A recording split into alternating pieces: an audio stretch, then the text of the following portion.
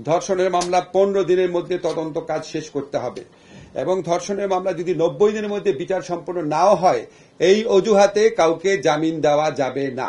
আমরা আসলে যে ঘটনা ঘটেছে মাগুরায় আসিয়ার সাথে, সেটা আপনাদের অন্য সবার মতো আমাদেরও মর্মাহত করেছে এবং আমরা তীব্র নিন্দা জানাই।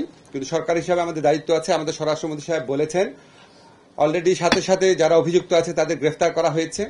আমরা এই মামলাটায় তদন্ত বিচারে যাতে বিন্দু মাত্র কালক্ষেপণ না হয় সেই ব্যাপারে আইন মন্ত্রণালয়, স্বরাষ্ট্র মন্ত্রণালয় সহ কনসার্ন যত সরকারি অফিস আছে সর্বোচ্চ মাত্রায় সজাগ থাকব এবং একই সাথে সাথে শুধু এই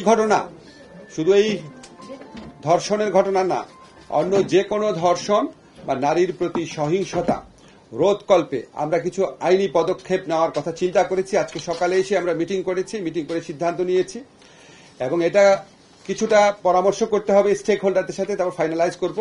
আমরা চেষ্টা করব কয়েকদিনের মধ্যে এই আইনগত পরিবর্তনটা আনার জন্য। আইনগত পরিবর্তনের বিষয়টা শুধু ব্যাখ্যা করছি আমার পক্ষ থেকে। একটা হচ্ছে আমরা দেখতাম নারীর প্রতি সহিংসতা বা নারীর প্রতি নির্যাতন, রেপের মতো কেসে ইনভেস্টিগেশন যে অফিসার ছিলেন, ইনভেস্টিগেশন অফিসার যখন 30 দিনের মধ্যে তদন্ত কাজ সম্পন্ন করতে না পারলে ওনাকে চেঞ্জ করে আরেকজনকে দেওয়া হতো, আরেকজন না পারলে তাকে চেঞ্জ করে আরেকজনকে দেওয়া হতো।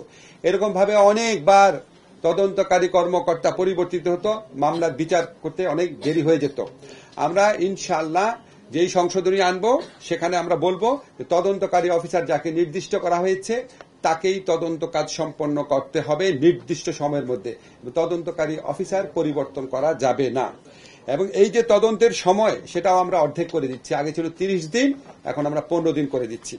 বিচারের জন্য আগে সময় ছিল সেটাও আমরা অর্ধেক করে দিচ্ছি। 90 দিনের মধ্যে ধর্ষণের মামলায় 90 দিনের মধ্যে বিচার করতে হবে। ধর্ষণের মামলা 15 দিনের মধ্যে তদন্ত কাজ শেষ করতে হবে এবং ধর্ষণের মামলা যদি 90 দিনের মধ্যে বিচার সম্পন্ন নাও হয় এই অজুহাতে কাউকে জামিন দেওয়া যাবে না।